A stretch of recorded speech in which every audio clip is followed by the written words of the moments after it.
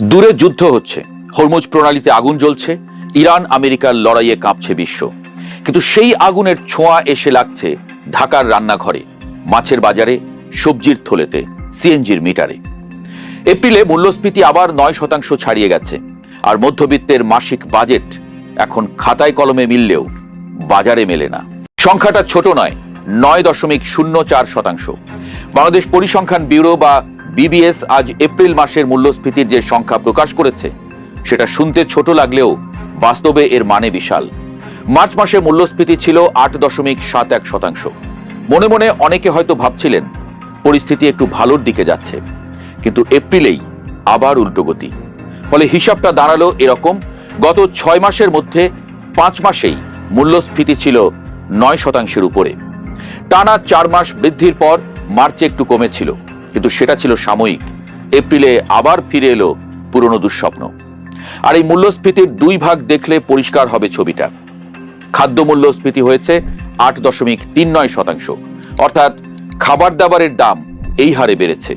আর খাদ্য বহির্ভূত মূল্যস্ফীতি, যেমন পরিবহন, ওষুধ, পোশাক, বাসা ভাড়া, সেখানে মূল্যস্ফীতি 9.57%, যার মানে শুধু খেতে না পারলেই কষ্ট নয়, বাঁচতে গেলেও কষ্ট। এই মূল্যস্ফীতির পেছনের কারণ খুঁজতে গেলে সোজা চলে যেতে হবে মধ্যপ্রাচ্যে। ফেব্রুয়ারির শেষে ইরান মার্কিন ইসরায়েল সংঘাত শুরু হওয়ার পর থেকে হরমুজ প্রণালী কার্যত অচল। বিশ্বের মোট তেল সরবরাহের 1/5 আসে এই পথ দিয়ে। সেই পথ বন্ধ হওয়ায় আন্তর্জাতিক বাজারে জ্বালানির দাম লাফিয়ে উঠেছে। আর বাংলাদেশ তো আমদানিকৃত জীবাশ্ম জ্বালানির উপরে ব্যাপকভাবে নির্ভরশীল। সানেমের গবেষণা বলছে, বিশ্ববাজারে অপরিশোধিত তেলের দাম 40% বাড়লে বাংলাদেশের জিডিপি প্রায় 1.2% কমে যেতে পারে। ভোক্তা পর্যায়ে দাম বাড়তে পারে প্রায় 4%, আর প্রকৃত মজুরি কমতে পারে প্রায় 1%। কিন্তু সরকার তো আর চুপ করে বসে থাকতে পারে না। আন্তর্জাতিক বাজারে জ্বালানির দাম বাড়ছে, সেই চাপ দেশের ভেতরে সামলাতে গিয়ে গত 19 এপ্রিল সরকার একটা বড় সিদ্ধান্ত নিল। এক ধাক্কায় সব ধরনের জ্বালানি তেলের দাম বাড়িয়ে দেওয়া হলো।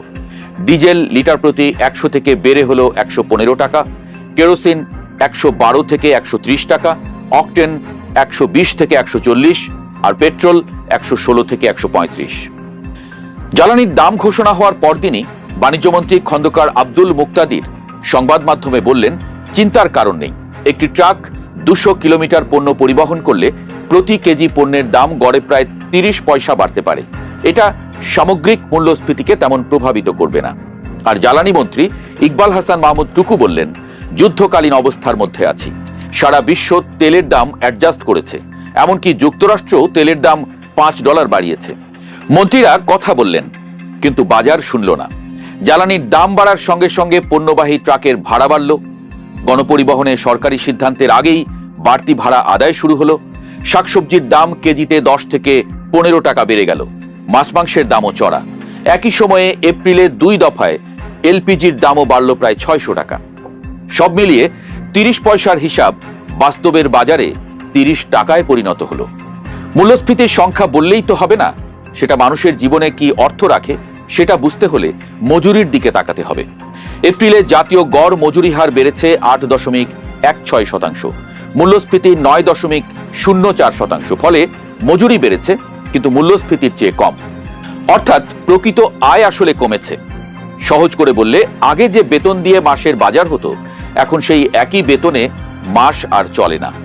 পরিকল্পনা কমিশনের সাধারণ অর্থনীতি বিভাগ বা জিইডি তাদের এপ্রিলের প্রতিবেদনে স্পষ্ট বলেছে, বৈশ্বিক জ্বালানি মূল্যের ঊর্ধ্বগতি, আমদানি ব্যয় বৃদ্ধি এবং বিনিময় হারের চাপ উৎপাদন এবং সরবরাহ ব্যবস্থায় ব্যয় বাড়াচ্ছে।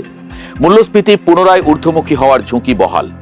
আর বিশ্বব্যাংকের সাম্প্রতিক প্রতিবেদন আরো সরাসরি টানা 3 বছর মন্থর প্রবৃদ্ধি, ক্রমবর্ধমান দারিদ্র্য এবং উচ্চ মূল্যস্ফীতির চাপে দিশেহারা বাংলাদেশের অর্থনীতি। মূল্যস্ফীতির এই জোয়ারে শুধু সাধারণ ভোক্তা নয়, ডুবছে ক্ষুদ্র ও মাঝারি শিল্প। জ্বালানির দাম বাড়ায় উৎপাদন খরচ বেড়েছে গড়ে 20%, অথচ সেই অনুপাতে পণ্যের দাম বাড়াতে পারছেন না উদ্যোক্তারা, কারণ মানুষের ক্রয় ক্ষমতা ইতোমধ্যে তলানিতে। এই চিত্র সারা দেশের। ছোট ছোট কারখানা বন্ধ হওয়া মানেই বেকারত্ব বৃদ্ধি, আর বেকারত্ব বাড়লে মূল্যস্ফীতির কামড় হয়ে ওঠে আরো বিষাক্ত। যখন আয় বন্ধ হয়ে যায়, তখন 9% মূল্যস্ফীতিও 900% মতো ভারী মনে হয়। মূল্যস্ফীতি কেন কমছে না তার পেছনে আরেকটা বড় খলনায়ক হলো ডলারের উচ্চ মূল্য। জ্বালানি তেলের আমদানি মূল্য মেটাতে সরকারকে বিপুল পরিমাণ বৈদেশিক মুদ্রা ব্যয় করতে হচ্ছে। বৈদেশিক মুদ্রার রিজার্ভে টান পড়ায় টাকার মান কমছে। অর্থনীতিবিদদের মতে গত 2 বছরে টাকার মান প্রায় 30% কমেছে। এর ফলে আমদানিকৃত প্রতিটি পণ্যের দাম এমনিতেই বেড়ে যাচ্ছে। অর্থাৎ আমরা শুধু পণ্য আমদানি করছি না, বিদেশের মূল্যস্ফীতিও ডলারের মাধ্যমে আমদানি করছি। এই চক্র থেকে বের হওয়া সরকারের জন্য এখন সবচেয়ে বড় চ্যালেঞ্জ। তো সমাধান কোন পথে? বিশ্লেষকরা বলছেন শুধু বাজারের উপর নজরদারি করে এই পরিস্থিতি সামাল দেওয়া সম্ভব নয়। প্রয়োজন সমন্বিত পদক্ষেপ। বিলাসবহুল আমদানিতে লাগাম, ডলার সাশ্রয় করতে অপ্রয়োজনীয় পণ্য আমদানি কঠোরভাবে নিয়ন্ত্রণ করতে হবে। সামাজিক নিরাপত্তা বেষ্টনী বাড়ানো, মধ্যবিত্ত ও নিম্নবিত্তের জন্য টিসিবির মাধ্যমে সুলভ মূল্যে খাদ্য সরবরাহ আরও ব্যাপক করতে হবে। বিকল্প জ্বালানিতে বিনিয়োগ, আমদানিকৃত তেলের উপর নির্ভরশীলতা কমাতে সৌর ও বায়ু বিদ্যুতের মতো নবায়নযোগ্য জ্বালানিতে জোর দিতে হবে। সুদের হার সমন্বয়, মূল্যস্ফীতি নিয়ন্ত্রণে কেন্দ্রীয় ব্যাংককে মুদ্রানীতিতে আরো কঠোর হতে হবে। বিশ্লেষকরা ইতোমধ্যে সতর্ক করেছেন এই বৃদ্ধি কিন্তু শেষ নয়। জ্বালানি তেলের দাম এক লাফে প্রায় 15% বেড়ে যাওয়ায় এবছর মূল্যস্ফীতি 12% পর্যন্ত পৌঁছানোর আশঙ্কা রয়েছে।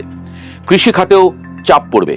সেচ, পরিবহন ও কৃষি উপকরণের খরচ বেড়ে যাওয়ায় কৃষকের উৎপাদন ব্যয় বাড়ছে, যা শেষ পর্যন্ত খাদ্যের দামে প্রতিফলিত হবে।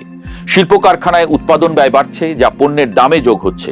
আর সরকার বিদ্যুতের দামও বাড়ানোর চিন্তা ভাবনা করছে বলে খবর আসছে। জ্বালানির পর বিদ্যুৎ ও গ্যাসের দাম বাড়লে জীবনযাত্রার ব্যয় আরেক দফা লাভ দেবে।